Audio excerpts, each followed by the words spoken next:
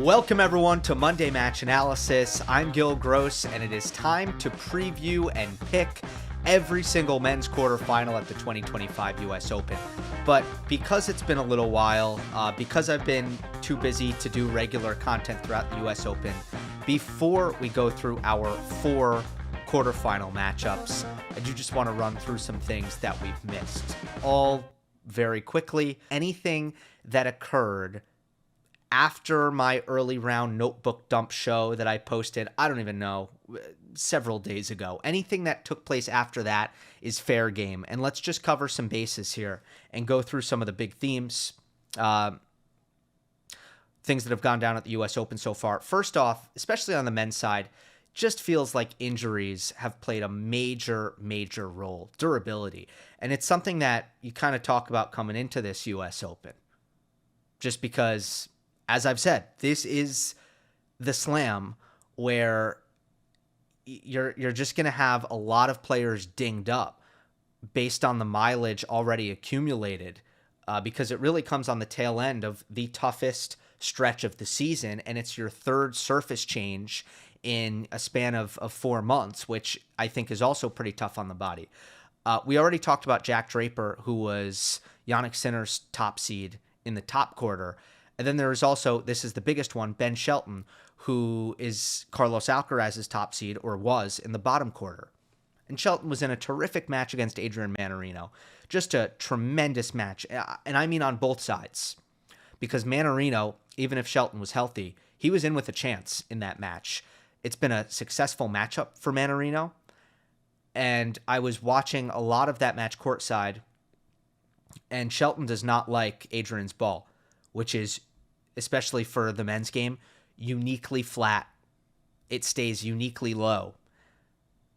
And Ben's ball striking, it does lose quite a bit of quality when the ball is staying like knee high on him all the time. Backhand and forehand. Not to mention the fact that Mannarino just really, he deals with the serve pace really well. You've got to hit spots against Mannarino or the return is coming back hard and fast, because, you know, his takebacks, his technique is basically, I mean, it's picture perfect for returning. He doesn't really need to alter that much to return effectively. And then I think also with Mannarino's serving, Shelton, well, I'm going to not say what I was about to say about Shelton's return because I'm not really confident. I'm not confident in that take, so I'm just going to keep it to myself. But anyway, tough matchup for Shelton. At the end of the third set, Ben dove for a ball on the back fence, and it ended up being probably the shot of the tournament. Maybe not. Maybe it won't end up as the shot of the tournament because usually the shot of the tournament ends up being like a winner or something. And this was really just a great defensive ball that ended up winning Ben the point. And maybe that is when the shoulder, jammed on him. But after the match, I was expecting him to say that was the moment, but he didn't. He said he wasn't sure when the shoulder kind of went out, but it ended up going out, and then Ben was having to literally alter his serve was fine, by the way. Ben could serve just like normal, but the forehand was cooked. He had to totally modify the finish on his forehand. Couldn't finish at his shoulder. Had to finish down low. Anyway, he retires due to injury. So that's one. Tommy Paul. Tommy Paul is dealing with multiple physical issues, I can tell you.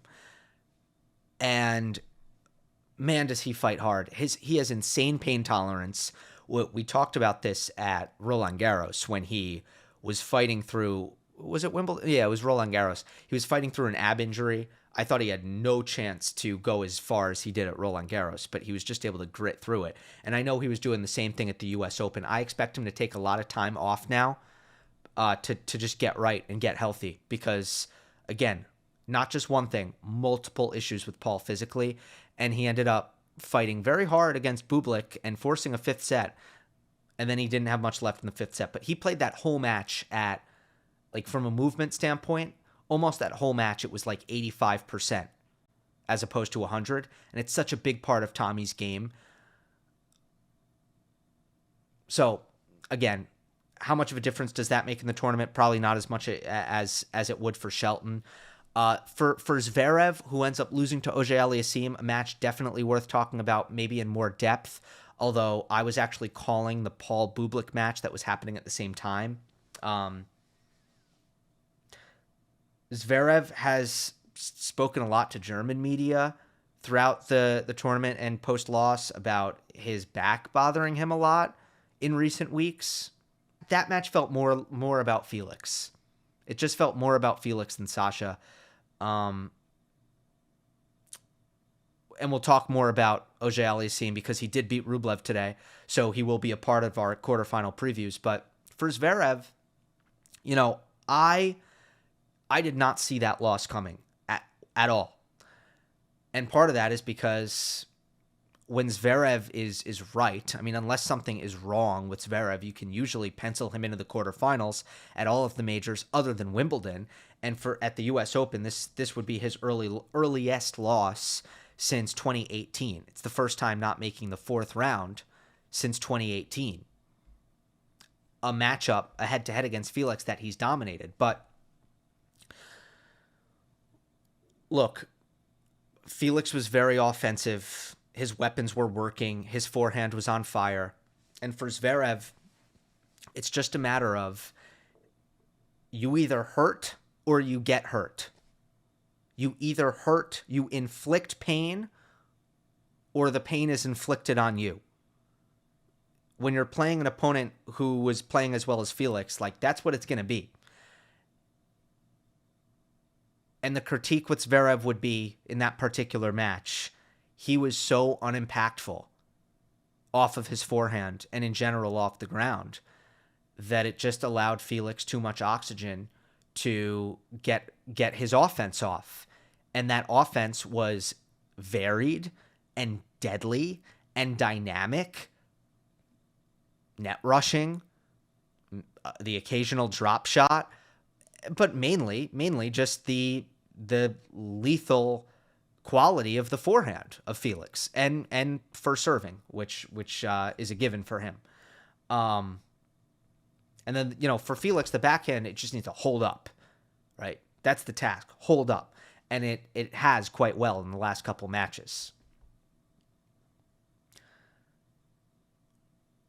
I know I just talked about Bublik beating Tommy. There's also a Sascha Bublik story here. I had him on upset alert, and that was mostly because I was just scratching my head about the scheduling. I'm like, why do you play the altitude clay events post-Wimbledon, and then you're going to skip Canada and Cincy? And then there was the fact that at majors, especially the hard court slams, he just hasn't always brought it mentally recently, and he was on a streak of 5 first-round losses in a row. Well, for the first time, he made the fourth round of the U.S. Open. He played tonight against Jannik Sinner. He got his clock cleaned tonight against Jannik Sinner. But I still think there was, a lot of actually, it was a successful U.S. Open for Bublik in going 3 matches without dropping serve. Even if Tommy Paul was not 100%, to go 5 sets against Tommy, you don't lose serve to make the second week when that has not been the norm for Bublik. It turned out the reasoning for the scheduling was he was grinding really, really hard to get his ranking back up to where he wanted to get it up to. And I saw this over the course of the clay court season. He was playing challengers, right? He played the I'm forgetting which Italian challenger he played, but he was literally, when he lost early at 1000s, he was playing clay court challengers. He was playing the post Wimbledon clay. So he was playing every single week with one goal in mind, which was to get his ranking back up. And then once he did, he wanted to rest up, reset, and then almost act like the season was restarting at the US Open. Okay, that checks out. I still think the forehand, while not, especially on big points, not always there, is a way more reliable attacking weapon than it ever has been. And I still think mentally the concentration level and the effort level is way more consistent than it ever has been. The Sinner match tonight, I listened to it, didn't get to watch a lot of it because I was covering other stuff. But my understanding is that Sascha put in the requisite amount of effort, as much effort as you could expect. That said, there are a few things, I'll call them limitations and tendencies that an opponent like Sinner can capitalize on, which I definitely saw very closely in the Tommy Paul match. Called that match with David McPherson, who was John Isner's longtime coach, the Brian Bros' longtime coach, actually inducted them into the Hall of Fame. He's such a great tennis mind, and he was all over all this stuff. First of all, the tee serve on the ad side, it's like 70%.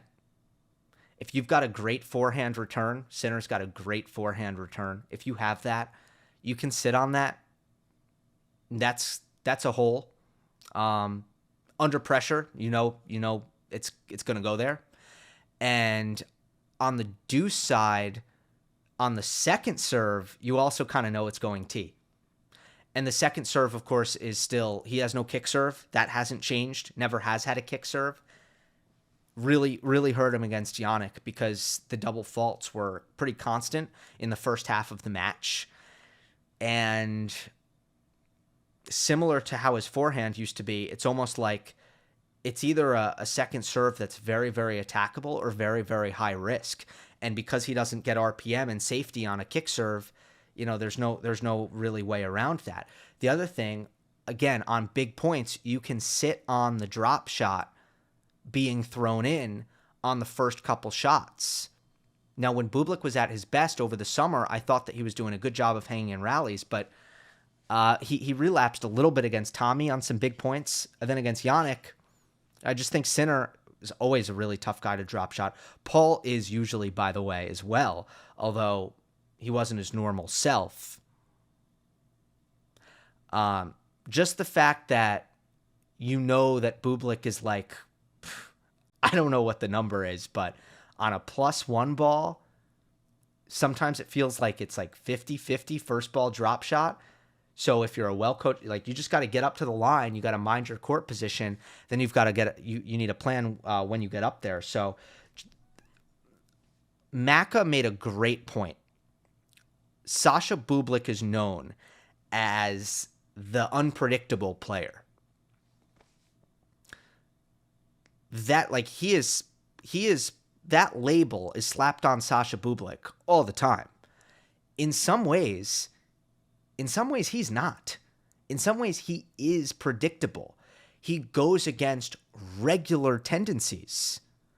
But that doesn't mean there aren't tendencies, right? And that was an interesting point. But obviously Sinner, that's an impressive performance. I guess mentally the one thing I'd say for Sascha is like maybe he could be a little bit more. Look, he's just pretty open about how little belief he has coming into a matchup like that. The way he talks about Jannik is very, what's the word? Reverential. He reveres Jannik almost too much. Did I use the English language well there? I'm not sure, but I think you know what I'm saying. All right, I'm just looking at my notes. Tsitsipas-Altmaier got a little spicy. Look, first of all, Altmaier got tired in this match. His legs were tired because he was coming off of a 5-setter, and he started serving volleying, and it ended up just being the right tactic. Like, it just ended up being the correct tactic. Anyway, yeah, that got a little spicy because Tsitsipas got upset, excuse me, that Altmaier hit an underarm serve. And then Tsitsipas on a passing shot drilled Altmaier right in the chest.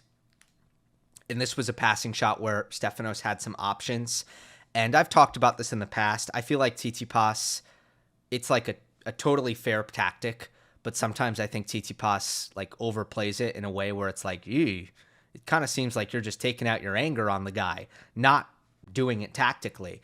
And then in this case, when he shakes hands at the net, he basically admits that he went at Altmaier because he was mad at Daniel Altmaier for hitting an underarm serve. Yeah, I don't love that. I really don't love that. I thought that we were mostly past that at this stage with underarm serves. I felt like everyone had kind of come to an agreement that as long as the returner is ready, it's a fair tactic. It is literally the same as a drop shot. I mean, miss me with any objection to the underarm serve. Unless the returner has to be ready, okay? Otherwise, it's Bush League. But if the returner is ready, it's just a drop shot, folks. It's just a damn drop shot. So somehow Tsitsipas took offense to that. But Altmaier was so classy in being like, look, I'm not turning this into anything. I don't want to hear it. And then I actually interviewed Altmaier after that match. I was like, so Daniel, what happened there? And he didn't give me anything. He was like, yeah, I don't want to talk about it. And I'm like, respect, honestly. Is it my job as the journalist to try to get the drama and the tea? Yes, that's my job. But if the player doesn't want to offer it up, total respect. So that was an interesting one. But I also want a serious tennis point for a moment. Apostolos Tsitsipas was in the box again. And, it's like nothing's changed. I find the constant flow of information, the bombardment of instruction and chatter to be just so over the top. And it is very hard to imagine a world in which that is helpful. You do not see one singular coach on either tour constantly in the player's ear with sentences upon sentences upon sentences of information in between seemingly every other point. You just don't see that on any tour. Do you know why? Because almost any coach you talk to will say that one of the most important things is not overloading the player, giving them well-distilled bits of information that they can put into action and being somewhat selective about how you're communicating. So, yeah, nothing's changed there. In fact, Apostolos got a coaching violation, even though coaching is legalized, because it's still not legal to yell across to the opposite end of the court. And I believe that rule is in place because it's distracting for the other player. I think that's why the rule is in place. But yeah, Apostolos got a coaching warning, even though coaching has already been legal. Last point on the Tsitsipas thing. He does not look to be enjoying tennis. You can see it in his shoulders. You can see it in his face. Like, it's just tough out there at the moment, which is sad and unfortunate to see. All right. Daniil Medvedev and Gilles Cervara split. What a awesome run from these two. What a terrific partnership they were. 8 years, I believe. And I think given Medvedev's trajectory and his recent results, the fact that it took this long is actually evidence of what a strong partnership they had. Daniil has been trying a lot of stuff in the last 2 years. Tactically, technologically, probably, I think, mentally, he's tried a couple of different approaches. So Daniil has been in a place really for 2 years now of experimentation and looking for a way back. The fact that the Gilles Cervara move only happened now speaks to the fact that this was the very last resort for Daniil. The last change he wanted to make was this change, because that's how much belief he had in Gilles Cervara. Medvedev has made other changes to his team, not just Gilles. I think he's totally going to do a bit of an overhaul here because he's got to keep trying stuff. Because as soon as he stops trying stuff, now you're really jogging in place. It's not what Daniil wants to do right now. So, do I think that this is going to be a solution? No, not really. I don't think that coaching is going to offer up the answer for Medvedev. But did he have to make this move? Yeah, he kind of did. He kind of did. What else do we got?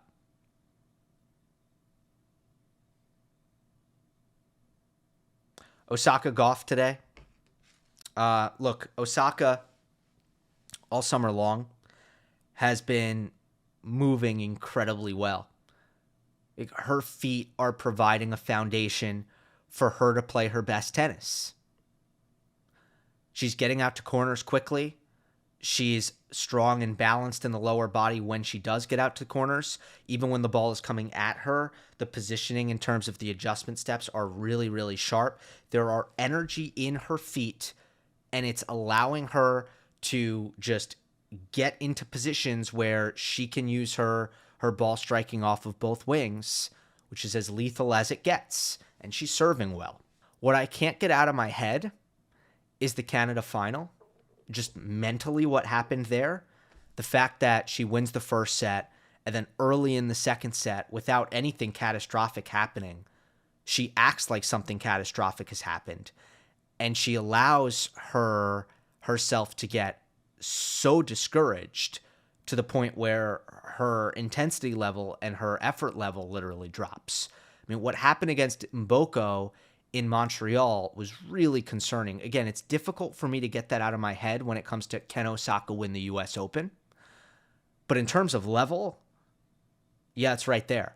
Coco has scrapped and clawed her way through every match, but you did feel, unless there was a level raise, it was going to catch up with her when she came up against an opponent who could bring a little bit more to the table. I was expecting this match to be closer, to be honest, because I thought that Coco's competitiveness would translate, even if she was being outclassed in certain areas against Osaka. But you know what? But look, it was a two-way street. Osaka played well and was just, again, so solid and in her movement. But like, Coco missed a ton of backhands, and she doesn't normally miss backhands, but there's a couple of reasons why that could have happened. First of all, I think she was over-pressing on it, because when she doesn't have confidence in the forehand, she just feels as if every time she gets a backhand, she has to make the most of it. And I thought there were decisions on the backhand that were very over-ambitious by Coco. And then the other part of it is sometimes when you make certain adjustments in other areas and you just like focus on everything else other than your strengths, you can hurt your strengths a little bit. Coco does need to be careful about that as she continues to work with Gavin McMillan, which again, is a decision that I supported before the tournament. I stand by everything I said. I think it will continue to be a move that pays dividends in the long run and may have even paid dividends in the short run, because Coco did get to the fourth round. And frankly, it could have been worse. It could have been worse. Yeah, she does need to be careful that she's not taking away from her strengths as she tries to work on her weaknesses. I will say there's a yearly routine on the internet of being up in arms about the premier match on Labor Day Monday at the US Open being put in the day. And there's just always this cycle of outrage on, like, every Sunday. It's like an annual tradition. And for people who are not aware of this, and I do not have inside information, I just connect dots, and I've been around long enough at this point. ESPN puts the tennis on ABC in the afternoon, which is network television. In the evening, they have a college football game on ESPN. ABC is not available, and the tennis is moved to ESPN2. As a result, the premier product, the prime time, so to speak, match on Labor Day Monday is always scheduled in the day. The US Open organizers were doing exactly what their main rights holder wants them to do. which is what the US Open and the USTA should do. So that's why Osaka and Gauff was during the day and not at night. I think I've run through everything that I wanted to run through. I really like this women's quarterfinals lineup, though, I'll just say. Every single player in the women's quarters has been to a major final. So there's a lot of pedigree there. And it's nice to see some players who, honestly, the Czechs and Osaka. Okay, let me put it this way. This is a great quarterfinal lineup on the women's side. There are a lot of players who have these a peak level that we all know is basically elite, or at least really, really good, maybe like tier 2, but we don't get to see it consistently. Vondrousova with the injuries. By the way, not surprised at all that she beat Rybakina. I am surprised at how well Marketa served in that match. That was a bit of a shocker. It seemed like she almost played above her means on the serve. But in terms of, okay, I'm just going to be masterful at absorbing the pacey ball striking and messing with Rybakina's contact points. And like, is Vondrousova the perfect player to beat Rybakina? Yes. By the way, she kind of did it without drop shotting, which is another thing that can work really well against Elena, but didn't really use it. All right. Anyway, Vondrousova's one. Krejcikova's another, who she's not consistent, but when she's good, boy is she. Muhova's another because of the injuries. And Osaka, it's more the mental side with her. And we know that she's had just all of these ebbs and flows and disruptions in her career for various reasons.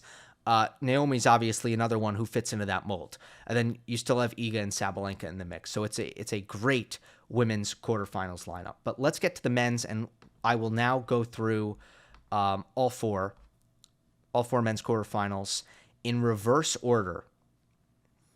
In reverse order of when they will be played. So tomorrow during the day is Alcaraz, Lehecka, and then at night it's Djokovic, Fritz, which means we're going to do those matches last. Let's start with Sinner Musetti. Head-to-head here, 2-0 Sinner. They haven't played since Monte Carlo in 2023. So, believe it or not, the best version of Lorenzo Musetti has never played the best version of Jannik Sinner, because both of these guys have improved vastly since 2023. I'm really excited that these two are going to get to play each other. I just think it's kind of bizarre that they haven't in these last 2 years. Sinner has torched everybody in his path other than Shapovalov. The performance against Bublik was particularly impressive in how he was able to shut down basically everything and break Sascha on such a regular basis after Bublik hadn't been broken all tournament long. Quite the statement. Musetti, on the other hand, pretty soft run considering Kaboli's physical condition and even Minaur's physical condition. I did this health segment at the beginning, talking about how big injuries were. Here's another two, right? Kaboli, retirement. Minaur, didn't have much left today.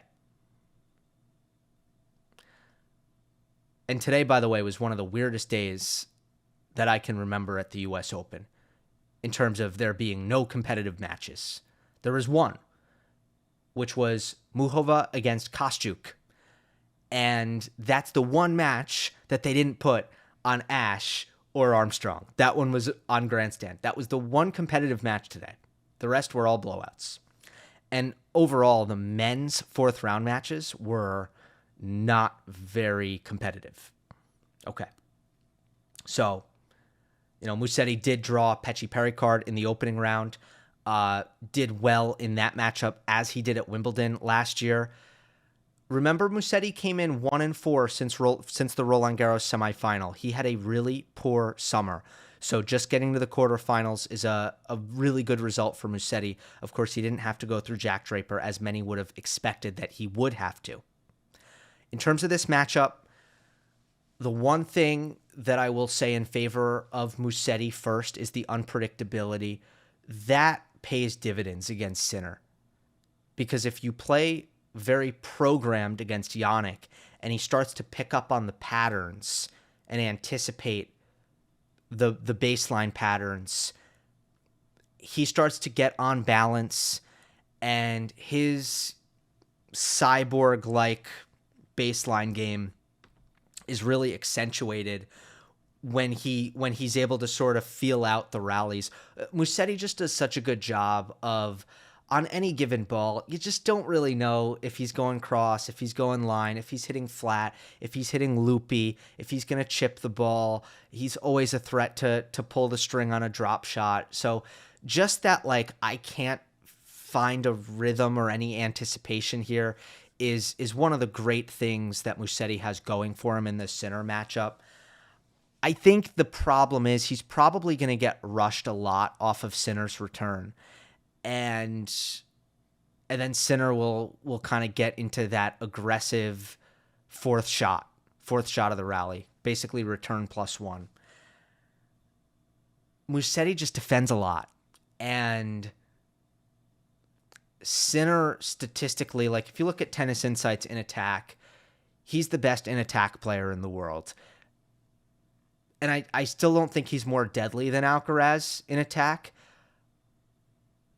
but he's just probably a little bit more reliable in attack and machine-like in attack. And he can string together offensive sequences off the ground better than basically anybody else. So it's just hard to see a baseline style that leans as much on working the point and defending and counterpunching as much as Musetti does. It's hard to see that getting the better of Jannik. It just is. And statistically, there's not much track record for Musetti. One outdoor hard court win against a top 10 opponent in his career, which was Schwartzman in 2021, which was a declining Schwartzman. He was soon to leave the top 10. And then, in terms of majors, this is already his deepest run at the U.S. Open. I am going to go Sinner in 3. Keep in mind, the number of sets I predict, that's more based on confidence level, not trying to figure out how many sets it's going to be. So when I say Sinner in 3, it basically means I'm picking Sinner confidently. I'd be surprised if Musetti won. Okay, Auger Aliassime versus Minaur. Head-to-head is 2-1 FAA. Felix has won both hard court matches, but both of those hard court matches were in 2022, which was Auger Aliassime's career year. And Minaur was not the same Minaur in 22 either. It was not a great year for Alex. Nobody has had a more favorable path to the quarterfinals than Alex de Minaur. He has had the draw completely break down in front of him. Felix, meanwhile, he's been the most impressive quarterfinalist out of anybody. He was 2-6 against Alexander Zverev. He upset Sascha. He was 1-7 against Rublev. It had been a nightmare matchup for Felix against Rublev. And not only did he win, he won in straights. One of my regrets is that I haven't watched more Felix Auger Aliassime at this tournament because it's such an unbelievable turnaround for him. Now, he did make the quarters in Cincinnati, so you could kind of mark the turn in form to then. He did have an outstanding January, an outstanding February, although he didn't have a good Australian Open.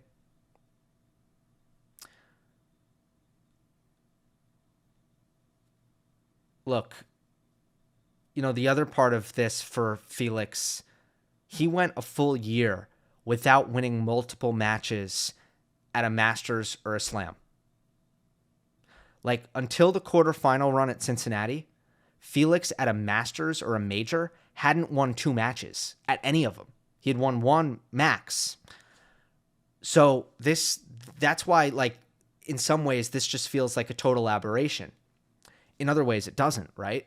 Because we know that when Felix's weapons are in full flow, it's pretty overwhelming for anybody. First serve forehand, these weapons are enormous. And he has made a lot of improvements this year. He's continued to work on his game. Look, the health has been a little bit up and down, but what are some of those improvements?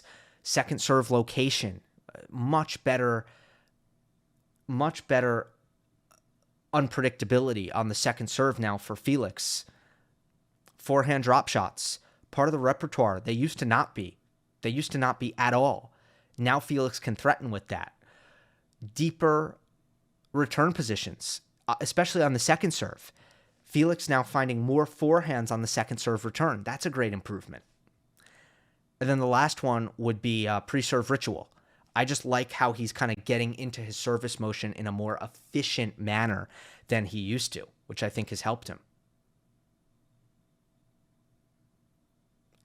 So after January and February, I thought that we were going to see another really good year from FAA in 2025. And then I was kind of left scratching my head when it wasn't happening. But at the end of the day, he's always been a player with very up and down confidence levels. And when it's up, nobody wants to see him. And when it's down, he can lose to anybody. But right now it's up. Okay. What do I see in this quarterfinal? First of all, I think the mental aspect actually really favors Felix. He is more battle tested. He comes into this quarterfinal as an underdog. Minaur has that slam quarterfinal thing that has plagued a lot of players. Rublev, Jessica Pegula at one point, Taylor Fritz at one point. When you have a guy who has lost a lot of major quarterfinals, and in Minaur's case, he's 0-5, and then you get a chance against somebody who you're expected to beat, it is a lot of pressure. I am concerned for Minaur coming into this match in terms of how tight he may play, especially because he hasn't really gotten that tough match out of his system. That's kind of the bad part. Like, I almost think he's might be a little bit underplayed, undercooked coming into this quarterfinal. The path for Alex tactically is pretty simple. Survive the onslaught, right? The argument for Minaur is, look, Felix hasn't played, although Zverev is a good returner and a good defender, Felix hasn't quite played a guy who has the level of neutralization skills that Minaur has. And once you're able to neutralize against Felix and get into a rally, you can start working that rally into his backhand, and generally speaking, it's the worst ground stroke on the court, and you're going to be able to break it down, whether he offers you a short ball or he makes an error. So that's the path for Alex, but I think an energetic and confident Felix, that's one thing I didn't mention, is that Felix is playing with a lot of fire. I always think he plays better when he's in that mode mentally. I think an energetic and confident Felix on an average or above average serving day against a tight Minaur, I think Felix might bully his way through this match. I don't mean bully as in win easily, but I mean bully as in just play the match on his terms and have a lot of say and play a lot of points on his racket. So I'm going to go with Felix in 5. Probably needs to win in 4 if he's going to win. But again, based on confidence, I'm going to go Felix in 5. So yeah, there's kind of your upset pick right there. Let's continue though with probably the most, which one should I do first? Let's do Djokovic versus Fritz first. No, we're going in reverse order. Yeah, we're going in. So Alcaraz Lehecka is going to be the day session tomorrow. So let's do that first. Okay. Head-to-head, Alcaraz Lehecka is 2-1. Alcaraz. They split meetings this year. Lehecka won in Doha. Alcaraz won in Queens. Even Queens was a 3-setter. Lehecka is a time stealer. Hits big off both wings, hugs the baseline. He's actually coming forward a lot now. He's done really well at this U.S. Open to just almost parlay what he does in terms of pressure off the ground with forecourt pressure. And that's really great for Lehecka. I mean, offensively, there's not much more you could want from Yiji. He serves big. There's power off both wings. He's really good at being aggressive with his court positioning, and he's a competent net rusher. Offensively, there's not that much more you could want. The problem with Lehecka is that he doesn't defend, and he kind of needs Carlos to serve badly in order to break serve. because he doesn't defend. Carlos, on the other hand, he has not been Alcarazing. He's yet to drop a set. He has not been Alcarazing through the first couple rounds by, going on roller coaster rides, creating adventures here and there. That hasn't been happening. That's pretty scary. That bodes really, really well. So I am definitely interested in watching Carlos deal with Lehecka's power, because there are going to be some points where Jiri will be playing, honestly, a lot like Jannik Sinner, and just stripping Carlos of time and making him uncomfortable in that particular way. And I'm curious to see what Alcaraz looks like in those points, and how well he's able to inject variety into those points to try to just take the ball out of Lehecka's hitting zone and to try to create some more breathing room for himself. Very curious to see that, but ultimately, it's a two-way player against a one-way player in terms of offense and defense, and that's why Alcaraz has the edge, and I'm going to go Alcaraz in 4. Djokovic Fritz will finish off with this. It is a famous 10-0 head-to-head. Why is it a 10-0 head-to-head? Because Taylor Fritz is a consistent, linear power baseliner. Not overwhelming power, but a lot of power off the ground. But he is a consistent and linear baseliner, and Djokovic is just so unbothered by that. Novak, he's given Novak too much rhythm. He has not disrupted enough, and he hasn't been able to finish against Djokovic because there's no net rushing, and there's just not enough, I guess, I'm just going to say special sauce in Taylor's offensive arsenal to kind of find ways to bother Djokovic and get through his defenses. And then, there's the fact that backhand where Taylor loves to find an advantage. He kind of hits a wall there. And then there's Djokovic's serve +1 game and how precise and deadly it is. Difficult matchup against Taylor's speed, a lack of elite speed, I would say. There's a lot there. Obviously, for a large portion of their head-to-head, there is just an enormous gap in quality of player, and you could almost leave it at that, right? You almost don't need to explain it further than that. But also stylistically, I think there is something to the fact that Djokovic has always felt very, very comfortable against Taylor. Now, you guys know, or some of you will probably know, my pre-tournament prediction. I had Fritz coming through this match. I said in my preview, if Djokovic is playing well, I'm going to change my prediction. I said that. I don't know how many people in the comment section actually listened to me when I said that, but I did say it. Okay, so is Djokovic playing well? Is he? I would say it is still somewhat hard to tell. Against Struff, he looked incredible. But Jan-Lennard Struff is not only world number 135, albeit underranked, he is a specialist. Right? Struff has very defined strengths and weaknesses that I think do happen to play, pretty neatly into Novak's wheelhouse, just in the sense that he basically needs to get a ton of purchase off of his serve, and spot serving destroys his ability to break serve. And Djokovic is really, really good at making sure that both of those things don't cooperate with Struff. So there's that. On the other hand, Djokovic has played the polar opposite style of player. Nori is a guy who wants to grind you down, and Svida and Tien are guys who kind of want to grind you down. And Djokovic has been able to pass those tests. Although, Nori took a set. Did seem like a very up and down performance from Cam. It's been somewhat hard to gauge Novak. There have been a lot of medical timeouts, but nothing has really severely hampered him, other than I think Tien in the first round, where I thought if if Djokovic got the wrong draw and it was like somebody who was performing at their best, could have been trouble in that first round. But other than that, Novak has been healthy enough, although a lot of little issues popping up everywhere.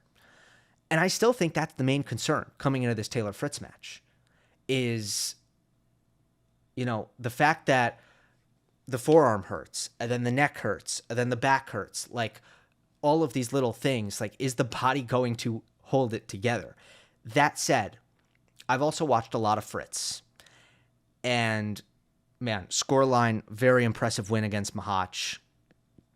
The serving was out of this world. To win 91% of first serve points against Tomas Mahach is just really unbelievable. And Fritz's consistency has been super impressive. He has served well. I'm just a little concerned with Taylor's forehand. I really feel like it needs to be a lot better than it has been. It has not been threatening enough offensively. Has he been able to put away short balls? Yes. But although the backhand down the line started percolating against Mahach, I've just found that the forehand is lacking a little bit of confidence, and he is not doing damage from the back of the court as easily as I think he needs to be doing with that forehand. I think, and I've said this all the time with Fritz against top players, that shot needs to be huge for him. Like, the backhand is not big enough to really make an impact against the best movers and the best baseliners. It's just not. And, the serve's going to come back, and the consistency is not going to be good enough. When it comes to what is going to be your disruptive weapon that's going to really grab points by the horns, it is absolutely the forehand. And I just don't think Taylor's has been good enough. And I think Novak, he's kind of played his way into the tournament. The level was high against Struff. I think I've seen enough from Djokovic to change the pick here. So I'm going to go Novak in 5. I still don't think the body is going to hold up well enough for him to go all the way. And I still think, I think this is Fritz's best chance. And a Taylor Fritz win would not surprise me. But yeah, at this point, given what I've seen from both, I do lean Novak Djokovic. The 10-0 head-to-head is no coincidence. And I do think Novak is looking enough like Novak for me to have history repeat itself. And that'll do it, everybody. Enjoy the quarterfinals. I might do a post-match for Djokovic Fritz. I might, because I'm going to be courtside tomorrow for that match, watching every single point. So I might just come back to my hotel room and hit a quick post-match. We'll see. Hope you enjoyed. Don't forget to subscribe. I'll see you next time.